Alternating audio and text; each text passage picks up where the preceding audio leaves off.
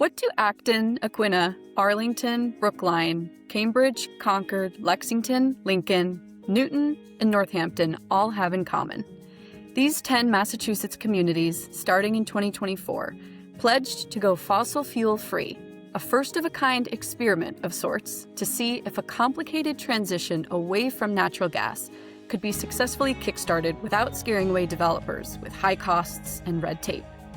It all comes as the state pushes to cut pollution 85% compared with 1990 levels by 2050. But there's one not-so-small problem with going fossil fuel-free, and that's the existing gas and pipe systems in these 10 ambitious communities. As they take one step forward in their efforts to move away from natural gas companies spending $100 million on the current infrastructure seem to be taking them 2 steps back, locking in pipelines for years to come. I'm Hallie Claflin, and this is the Codcast, CommonWealth Beacon's podcast about policy and civic life here in Massachusetts. This week, I'm joined by my colleague, Jordan Wolman, our senior reporter who covers climate and energy issues. Jordan, thanks for being here. Thanks for having me. So, Jordan, start by telling me a little bit of the background. How did these 10 fossil fuel-free communities come to be, and what does fossil fuel-free mean? Hallie, it's great to be here. I love your intro, and I'm not just saying that because I love working with you. So these 10 communities embarked on this, like you said, first of its kind effort to ban fossil fuels in new construction and major renovations moving forward. It wasn't easy to get here. Brookline really started this all off a few years ago, trying to do this, trying to go fossil fuel free and ban fossil fuels in new projects moving forward.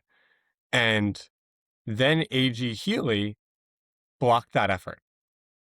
She said at the time that she agreed with the goals, but that this was not something that could be done at the local level.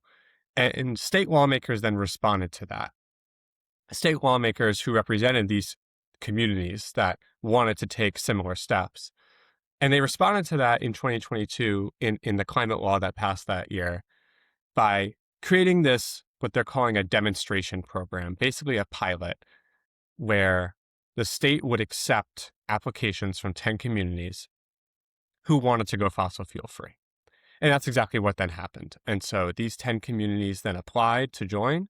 So that was the state sort of like accepting, like, okay, instead of this sort of one-off, town by town, community by community approach, we're going to give the thumbs up for 10 communities, and let's see how this goes, right? And so that's where we are now. These 10 communities have passed their ordinances, and the state has accepted that.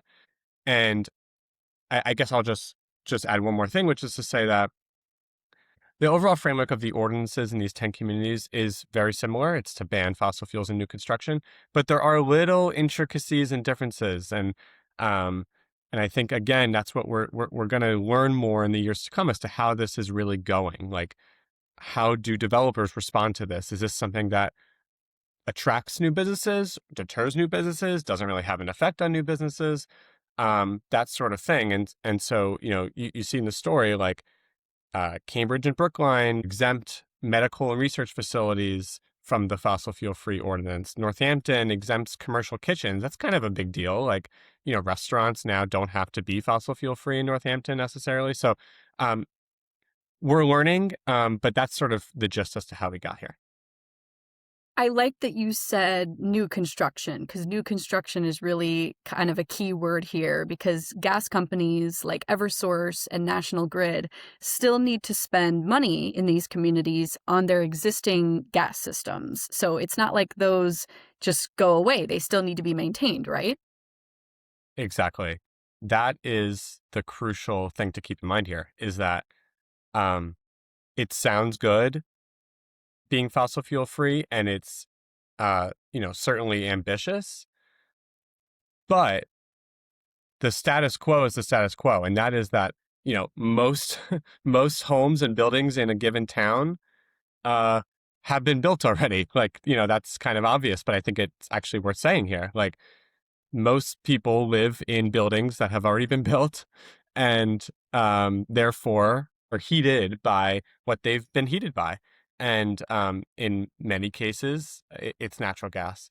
And so what we're seeing here is this real tension about, okay, cool. We've in these towns, we've laid out some rules about how new construction is going to be going forward with respect to climate and moving off fossil fuels. And yet, these 10 communities are sort of a little bit at the mercy of the gas companies, maybe a lot at the mercy of the gas companies, because basically they maintain the pipes. They go to the Department of Public Utilities for approval to repair or replace pipes when they start leaking. And these municipalities do have an opportunity to weigh in on that process a little bit, but for the most part, it's between the gas companies and the DPU. And, it sort of is up to those two parties to decide, okay, if there's a leaking pipe, what are we going to do? Are we going to replace that pipe with a new gas pipe, or are we going to move to something else? And that's sort of the crux of this tension here. I mean, $100 million spent in these 10 communities in just a year or two. It really just sort of lays bare the scope of the problem and the cost to ratepayers, of course. I really wanted to talk about the Gas System Enhancement Plan. So this is a program that is intended to incentivize gas companies to quickly fix leaks in their gas pipes, including in these 10 communities. Yet they've been under pretty heavy scrutiny lately. Why is that? So this is a program that started with the best of intentions. 2014, lawmakers enacted this program known as GSEP. And people were very concerned about the pollution stemming from leaking gas pipes, and rightfully so. So what they did was they allowed the gas companies to more quickly recover costs from ratepayers to fix those leaks. More often than not, fixing those leaks has meant replacing the pipe, and that is expensive. Now, if the goal was very narrowly to reduce the amount of leaks in the state, there's some data showing some success. So at the end of 2024, there were around 9,000 gas leaks in Massachusetts. A decade ago, that was over 20,000. So that's significant. The question now becomes, at what cost has that had to happen? And should we be sticking with gas in the first place? The fuel source that requires fixing leaky pipes in the first place. So costs have shot up dramatically. It's actually extremely striking, and that is what has lawmakers' attention right now on Beacon Hill, because everyone's so fed up with their high gas and electric costs. And so everyone's looking to point fingers at, okay, what are the cost drivers? Why are our prices so high? Now, GSEP is one piece of that. There are many reasons, and we see many ideas right now in the legislature about how to tackle rising gas and electric prices, but GSEP is one such target here. Over $800 million spent 2024 on GSEP. That's around 40% higher than 2023, and yet the amount of actual mileage of pipe that's been fixed has stayed fairly stagnant over the years. So we're not getting a lot of additional benefits, it seems, from that increased spending. In terms of should we be, does this program just incentivize staying on gas? That's sort of the second part of this. And we're seeing these communities, these fossil fuel free communities that have, explicit policies on the books, at least about how they want to see this stuff handled moving forward with new construction. We see no real movement yet, at least from the gas companies, in terms of decommissioning the gas pipes altogether and moving towards something else. That something else could be either electrification or geothermal energy, something like that. And we see the DPU sort of really showing some frustration here over how this has played out. They've lowered the amount of money that the utilities can recover through GSEP from repairs, and we're seeing them really want to push the utilities toward moving towards something else altogether than gas. And the gas companies have yet to do that. There were 500 what they call non-pipeline alternatives that the gas companies considered for this year, and they pursued zero. They found zero to be viable. So you can sort of understand why these fossil fuel free communities are kind of so up in arms over we're paying for a gas system we don't want, and we're not getting the alternatives that we do want that will help us lower our emissions, move off gas, and hopefully in the long term save money. The gas companies believe that they have an obligation to serve customers gas if they want it. And so from their side, it's well, it's not so easy. And also these alternatives aren't so cheap either. So here we are, right? And there's just this frustration on both sides. Now we have the Senate proposing to actually end GSEP by 2030. That's kind of the crux of this now is what is the future of this program? And the fossil fuel free communities certainly have their opinion on that. But the gas companies feel like they need to maintain the system for safety reasons and also because they feel like customers have a right to be served by gas if they want it. So here we are, right? Just this clash. So the utilities have spent some $100 million on replacing gas pipes and infrastructure in these 10 communities since they adopted their fossil fuel-free ordinances. And so is anyone claiming that the utilities maybe intentionally increased spending in these communities once they decided to go fossil fuel-free? It might seem like that is what's painted on the surface here, but I'm curious if anyone has sort of made that claim.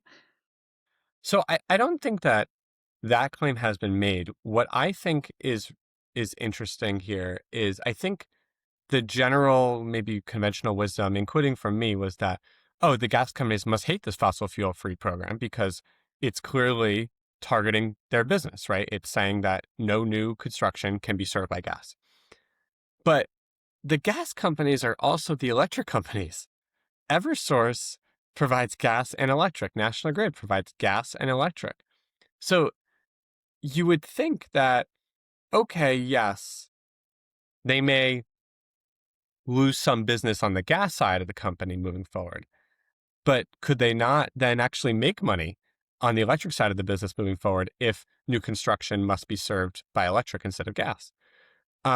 I think that's the wrinkle here. It's not always so black and white. And I think, the gas companies, if they maintain that legal interpretation around what's called obligation to serve, that customers who want gas can and should and will get gas, and that they can't just pull the plug on them and say, oh, sorry, we're going to switch you over to electric now. Tough. Kind of whether you like it or not. That interpretation is fully up for debate. That has not been settled. It's before the DPU now, and I do expect them to address it this year. But that's the crux of it.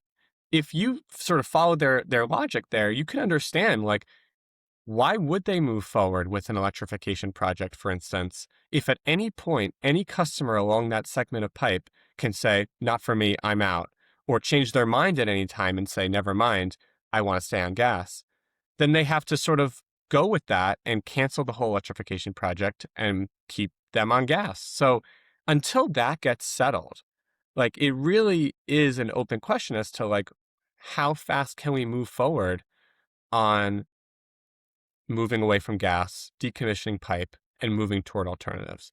So, in these fossil fuel free communities, you would think that they would be the most likely people to raise their hands and say, yeah, get me off gas. I'm good with that. But if just one person, again, by the utilities legal interpretation here, if just one person sort of puts a stop to that, it could mess everything up. So, and jeopardize their investment, I guess most importantly, is that they won't be as likely to invest money, the utilities, in these new projects if at any point anyone can stop it. So that's kind of where we are right now. That is so striking because that seems like that takes this whole effort, this whole fossil fuel free effort, 2 steps back. Talk about that kind of contradiction there. Absolutely. I mean, When I first became aware of these concerns in these municipalities about GSEP and about gas pipe replacements and all that stuff, I sort of, it made sense to me. I understood why they would be frustrated, but it didn't quite, I have to admit, it didn't quite click for me in terms of like a story until I contrasted it with the GSEP spending in those towns. Like, if you read the story, you notice that the picture of Hardy Road in Wellesley has snow on the ground. So I went there in February, right? So this has been off and on now. This has been on my mind for months. And when I met Lisa Olney in Wellesley, which is not one of the fossil fuel free towns, I should say, but they want to move off gas, and they're frustrated with the specific example in Wellesley. When I met Lisa Olney, it started to click. Like, they just replaced this 100-year-old school on this small road with 3 homes on it and a school. The school is now net zero, all electric. And so the gas pipe running through Hardy Road, the biggest gas user by far, is now not on gas. It's all electric. It's just these 3 homes that are served by gas now. And so you can imagine, right? Like 90% of the pipe was probably serving that school. And now it's just these 3 homes. It started to click for me that, there's a real tension here, and a legitimate tension. You can understand the gas company's point, but you can also see how these towns are trying their darndest to get off gas. They're trying to come up with a couple of examples of places where, no, we can really do this. We can really decommission this pipe, get these homes on electric, and say goodbye to gas. And yet National Grid decided not to move forward with that project, even though it by their own calculations, was going to cost less than replacing the gas pipe. So it didn't click for me until I started to compare and contrast the GSEP spending in these towns with their fossil fuel-free position, and look at a couple of these very specific examples where there were these pipeline alternative projects proposed that weren't moving forward. And it really just crystallized for me, who's impacted and what are the challenges here in actually moving those projects forward. You mentioned that you came onto this story by initially hearing concerns in these communities. So I wanted to ask you to talk more about that, about kind of how you came onto this story in the first place, what you were hearing from folks, and kind of what made your ears perk up. Yeah. So I will admit that a PR person put this all on my radar, like back in January. And I think, like I was starting to say, I started to see a body of evidence of these municipalities increasingly frustrated. Again, they did the hard work of passing their fossil fuel-free ordinance. They got approval from the state to do it. And yet, tens of millions of dollars in these towns are still being spent on gas. And there's really not much they can do about it. And they are increasingly making their voices heard in front of the regulators. They're filing comments at the DPU. But again, I understood all that, and I was just having trouble seeing the framework for a story. Like, yeah, of course, the fossil fuel-free towns are going to be upset that the gas companies are investing in gas. Like, kind of just makes sense, and wasn't quite sure where to take it.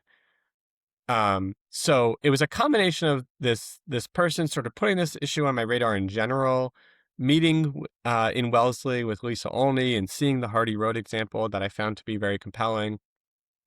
And then sort of my own maybe creative thinking about, like, okay, like, how can we really, again, crystallize this for people? Like, why is this so, weird, like, or interesting? Like, we know that there's this debate about gas, but it wasn't until I saw the data that when I decided to go through the DPU filings, which is no easy task if anyone's ever been in the DPU docket, and try to sift through, like, okay, like, how much is actually going into these towns? Like, put a different way, what's been the cause and effect of these fossil fuel-free ordinances? Has anything actually changed tangibly on the ground since these towns passed these ordinances? And it turns out, not much has changed. And maybe that's not surprising, right? Because not much has changed. not much has changed in the current gas pipe system, right? Like I started by saying, like, people who live in homes, those homes have been built, and so they're not subject to this, future-looking natural gas ban. Um, but seeing that data contrasted with their, clear policy position is what really sort of struck me and made me decide, okay, like, I'm going to put some barriers around this reporting project, and I'm going to look at these 10 towns, and I'm not going to, go crazy looking across the state. I'm going to focus on these 10 because they have this position on the books. And again, contrast it with the GSEP spending. It fulfilled my desire to continue to look for new angles around GSEP because it is such a controversial program. It is so important to the direction that we're going to head in. And it's like the big thing in front of the DPU right now in terms of deciding, like, how much can the gas companies recover from ratepayers for GSEP? Does this obligation to serve that the utilities claim exists actually exist? Like, these are the key things that the regulators are going to be deciding that's going to set us on this path forward here as to whether we can reach the 2050 goals. We can't forget that there are, of course, people paying for this. You highlighted Arlington in your piece that you wrote. Specifically, you mentioned National Grid spent $10.5 million there through this gas system program last year after the town's ordinance took effect in 2024. And then they proposed another $14 million in spending this year. And in Newton, for example, National Grid spent $27 million through the program just last year alone. So I'm curious about what you've heard in terms of what the effect will be on ratepayers, not just in Arlington and Newton, but all around. So right now, GSEP accounts for about 8 to 11% of your gas bill. And that's pretty significant. And the more GSEP spending gets spent, the longer it's going to take for us ratepayers to pay it all back. What's really interesting to me is that actual gas use has declined over time, and yet bills have gone up so much. What that tells me is it's the distribution part of our bill that's driving this. It's the capital spending. Put another way, it's the amount of money that the utilities are pouring into the infrastructure, not necessarily the supply of the gas, which is subject to price fluctuations. But it's really the distribution part that is driving this, and GSEP is an important part of that. So, I think again, like, as Beacon Hill sort of like searches and searches for ways to lower our gas and electric bills, this program is really coming into focus here. Now, the House didn't even touch it. So you can imagine like what the Conference Committee will look like when you have the House version of the energy affordability bill not touching GSEP at all, the Senate proposing to end the program altogether by 2030. This is the spending, and this is the nuts and bolts of like why our bills are so high, that is going to be subject to an intense negotiation here in the legislature. So absolutely, GSEP is part of the puzzle here. It's part of what Beacon Hill is going to be discussing as they try to find consensus on energy legislation. But it is this capital spending, this distribution part of our gas bill that is absolutely being driven up, even as actual gas use has declined.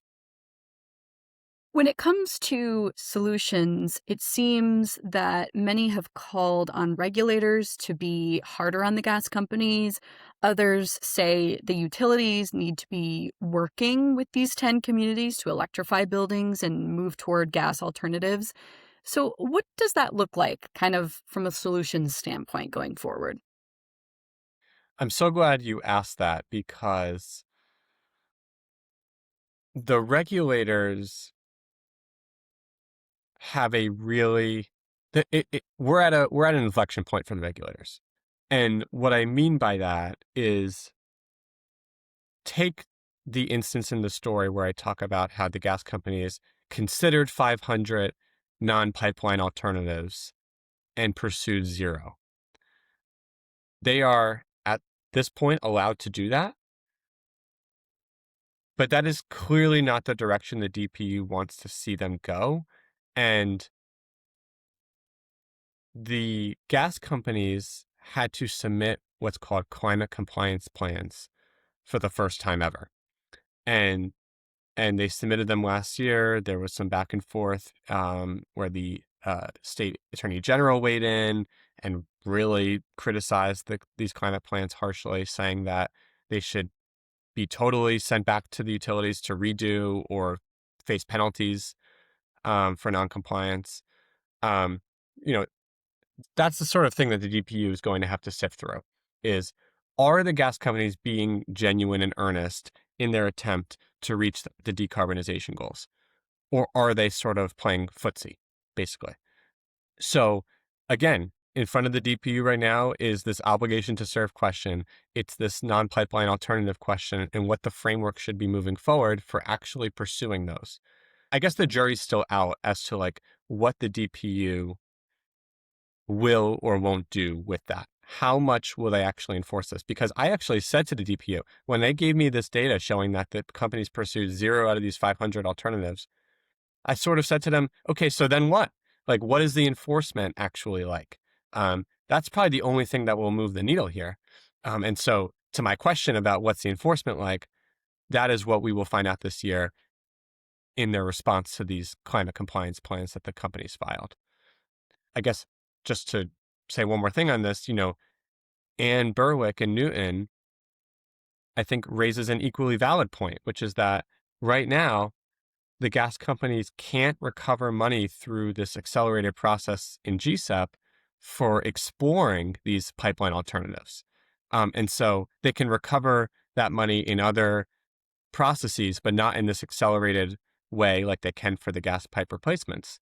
So if we're serious about this, she sort of raised to me, then we need to make it easier. We need to align the incentives so that they can actually recover these costs for exploring these alternatives and hopefully actually pursuing them.